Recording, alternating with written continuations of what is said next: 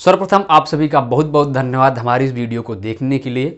आप इस वीडियो को स्किप मत करिएगा, ध्यान से हमारी इस वीडियो को पूरा देखिएगा। आपको इस वीडियो में लास्ट में एक सरप्राइज मिलेगा। आज हम जो इस वीडियो को लेकर आए हैं, जिस वीडियो में हम आपको चर्चा करेंगे, आपको हम यह बताएंगे कि सीएचएस के बारे में। सीएचएस क्या है? हमारे जो वीडियो को लोग देख रहे हैं उनको दिमाग में यह भी चल रहा होगा मैं क्यों देखूं। तो मैं आपको यह बताना चाहता हूं कि आप इस वीडियो को देखिए और आपके जो सगे संबंधी हैं, पास पड़ोस में जो भी बच्चे हैं, उनको इसके बारे में बताइए और जागरूक करिए। क्यों? क्योंकि हम सभी लोग हम सभी हमारा जो स्टाफ है, हम लोग मिलकर सीएचएस क्लास 9th की लिए कुछ स्पेशल लेकर आए। क्लास 6, क्लास 9 और क्लास 11 के लिए कुछ ऐसा करना चाहते हैं यूट्यूब के माध्यम से जो आज तक किसी ने नहीं किया है। तो चलिए ज्यादा समय ना लेते हुए पहले हम स्टार्ट करते हैं वीडियो को और आप हमारे साथ अंत तक बने रहिएगा। तो देखते हैं इस वीडियो को।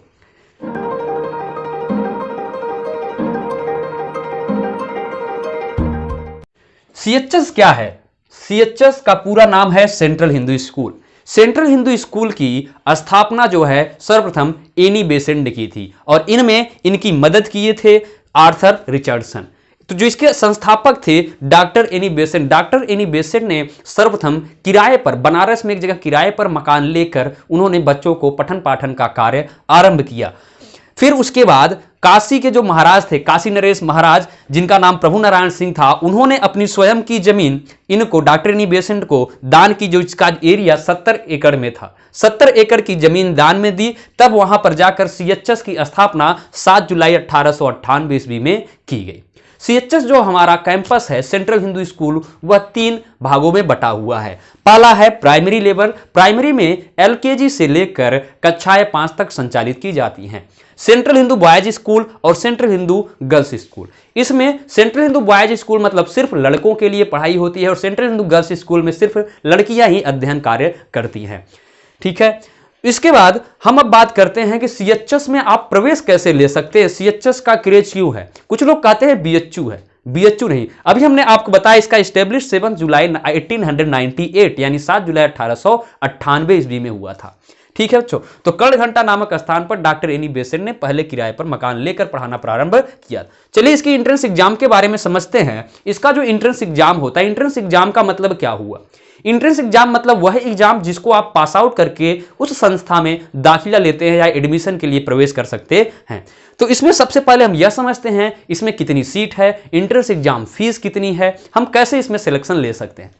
तो एंट्रेंस एग्जाम की जो फीस है, यहां पर मैंने स्कूल फीस लिख रखा है अप्रॉक्सीमेटली, लगभग, एग्जैक्ट नहीं। एंट्रेंस एग्जाम फीस जो है, जब आप इस परीक्षा के लिए फॉर्म भरते हो, ऑनलाइन फॉर्म आवेदन आता है, तो जनरल और ओबीसी कैटेगरी के बच्चों के लिए इसकी फीस इस वर्ष 600 रुपए रखी गई थी, जबकि इसके पिछले वर्ष 400 रुपए ही थी। एससी एसटी के लिए 300 रुपए, 2021 में जो फॉर्म फिलअप किया गया है सीएचएस का, उसके लिए एससी एसटी बच्चों के लिए 300 रुपए और इसके जो पिछले वर्ष 2020 में मात्र 200 रुपए थे। मतलब इस वर्ष फीस बढ़ा दी गई है। ठीक है। और एग्जाम जो पैटर्न इसका है, जो एग्जाम होता है 100 क्वेश्चन रहते हैं, मल्टीपल चॉइस क्वेश्चन मतलब बहुविकल्पीय प्रश्न। एमसीक्यू का मतलब बहुविकल्पीय प्रश्न होता है जिसमें आपको 2 घंटे का समय दिया जाता है। 100 प्रश्न को हल करने के लिए आपके पास मात्र 2 घंटे का समय रहता है। ठीक है। अब हम सब्जेक्ट की बात करते हैं, विषय कितने रहते हैं। सर कौन कौन से विषय से क्वेश्चन पूछता है और कैसा क्वेश्चन पूछता है?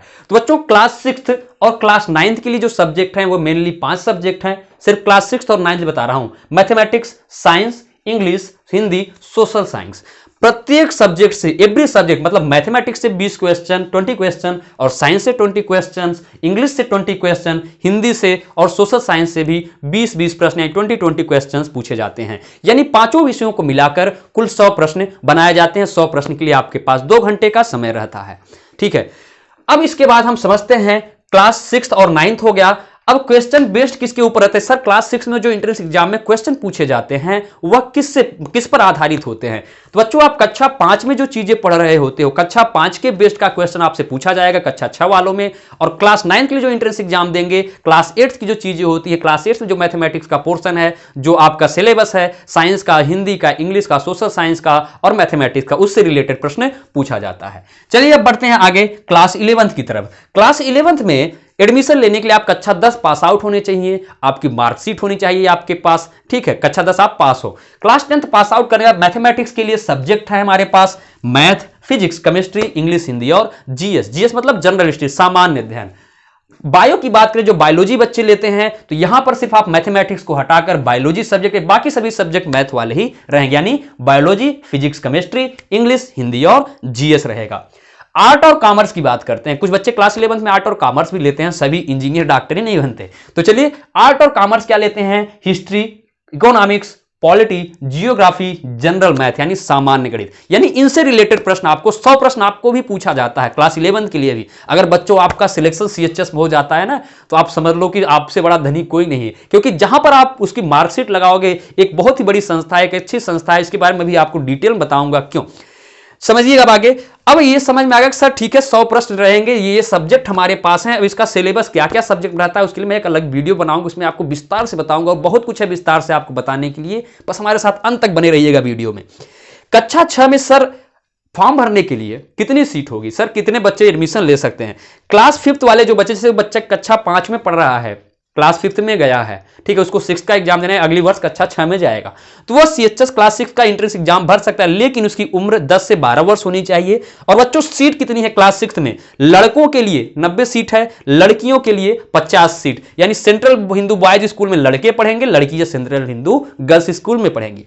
क्लास 9th की बात करें, सीएचएस एंट्रेंस एग्जाम अगर आपको देना है क्लास 9th का, तो आप क्लास 8 में पढ़ते अध्ययनरत होने चाहिए, आप कक्षा 8 में पढ़ाई कर रहे हो, आपकी उम्र 13 से 15 वर्ष के बीच होनी चाहिए। सीट जो है लड़कों के लिए वो 100 है और लड़कियों के लिए 20 है, यानी क्लास 9th में कंपटीशन टफ हो जाएगा। सोचो बच्चों 100 सीट के लिए, क्लास 9th में सिर्फ 100 सीट के लिए कितने दूर दूर से बच्चे, बहुत सारे बच्चे इस फॉर्म में अप्लाई करते हैं, इस फॉर्म को भरते हैं। अब बात करते हैं क्लास 11 सिर्फ मैथ की, उम्र 18 वर्ष होनी चाहिए, चाहे वो मैथ का छात्र हो, चाहे बायोलॉजी का हो, चाहे आर्ट का हो या कॉमर्स का हो। सीट कितनी है, मैथ के लिए 88 सीट, 88 सीट्स बॉयज के लिए, 17 सिर्फ गर्ल्स के लिए है। बायो में लड़कों के लिए 25 सीट है, लड़कियों के लिए 17 है। आर्ट में कला की बात करें तो सीट लड़कों के लिए 13 है, लड़कियों के लिए 50 है। कॉमर्स की बात करें तो कॉमर्स में सीट लड़कों के लिए 12 है और 25 लड़कियों के लिए है।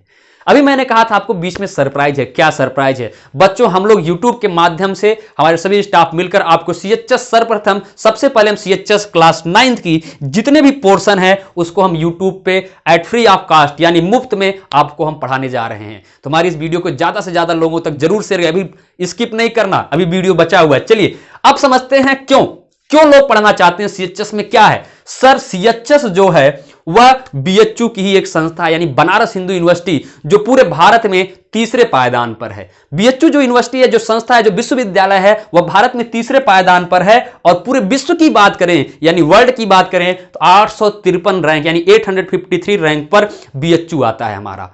बनारस हिंदू यूनिवर्सिटी की जो स्थापना की थी, जो उसके फाउंडर थे, उसमें बहुत सारे लोग, मुख्यतः इसमें कहा जाता है पंडित मदन मोहन मालवीय का सबसे बड़ा योगदान था। लेकिन अगर हम इनके इतिहास को उठाकर पढ़ते हैं तो उसमें यह कहा जाता है डॉक्टर एनी बेसेंट जो सीएचएस की स्थापना, यह प्रश्न पूछा गया था बच्चों कि सेंट्रल हिंदू विद्यालय की स्थापना किसने की थी। एक बार यह प्रश्न पूछा गया सीएचएस में, आप याद रखिएगा, डॉक्टर एनी बेसेंट, और ऑप्शन में यह भी दिया था पंडित मदन मोहन मालवीय। तो सीएचएस की स्थापना डॉक्टर एनी बेसेंट ने किया था, आर्थर रिचर्डसन ने सहयोग किया था, ठीक है, नाम इनका भी आता है।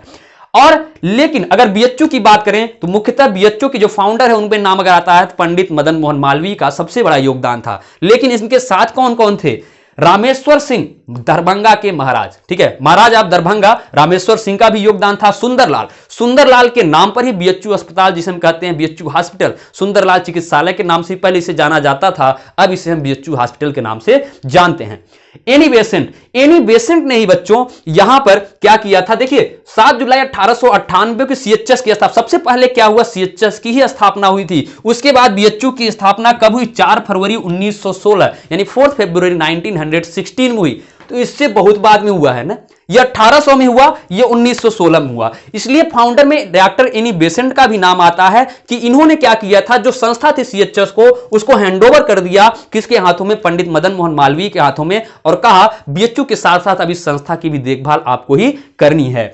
और कौन थे, सुंदरलाल, एनी बेसेंट, रामेश्वर सिंह, पंडित मदन मोहन मालवीय, यही हमारे 4 लोग मुख्यतः जो है इसमें बहुत ज्यादा इनका योगदान था। सबसे महत्वपूर्ण योगदान था पंडित मदन मोहन मालवीय जी का, ठीक है बच्चों।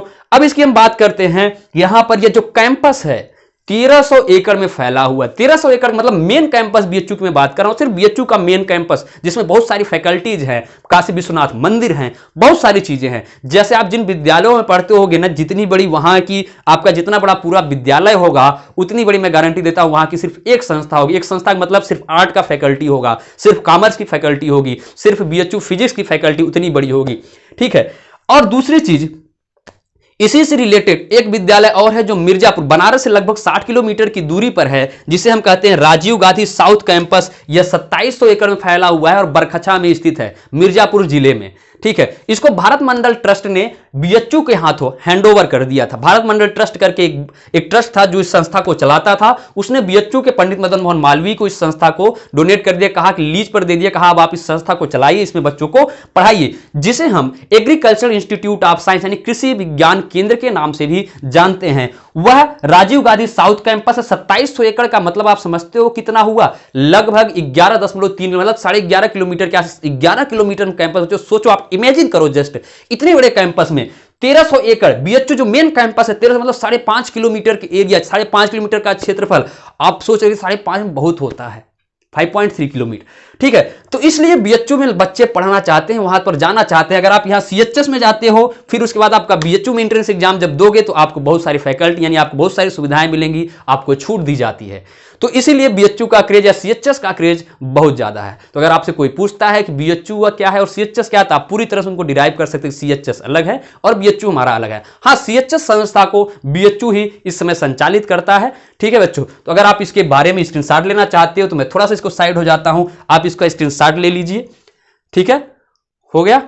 चलिए, अब इसके बाद लास्ट में वीडियो को मैं आपको बस यही कहना चाहूंगा, हमारा अत्यधिक से अत्यधिक सपोर्ट कीजिए और इस वीडियो को ज्यादा से ज्यादा लाइक करिए, शेयर करिए और कमेंट करना बिल्कुल मत भूलिएगा। और बहुत ही जल्द हम लेकर आ रहे हैं सीएचएस क्लास 9th के लिए free of cost, every subject, every topic, every question. सभी प्रश्नों को आपको डिटेल में समझाया जाएगा, mathematics, science, social science, Hindi और इंग्लिश को भी। तो बहुत बहुत धन्यवाद इस वीडियो को देखने के लिए।